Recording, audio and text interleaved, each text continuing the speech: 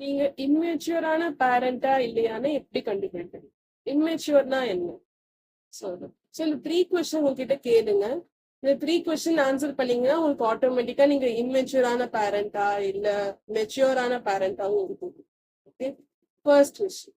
உங்களுக்கும் உங்களோட பசங்களுக்கும் சின்ன பசங்களா இருக்கட்டும் இல்ல பெரிய பசங்களா இருக்கட்டும் சண்டை வருதுன்னா ஏதோ ஒரு விதத்துல வந்து மனஸ்தாபம் வருதுன்னா எப்படி அதை ஹேண்டில் பண்றீங்க? நீங்க கோவத்துல ஹேண்டில் பண்றீங்களா இல்ல அவங்களுக்கு ஸ்பேஸ் கொடுக்குறீங்களா பேசுறதுக்கு, இல்ல நீங்க சொல்றதுதான் கரெக்ட், நீ சின்ன பையன் சின்ன பொண்ணு உனக்கு தெரியாது அப்படின்னு அவங்கள கண்ட்ரோல் பண்றீங்களான்னு பாருங்க.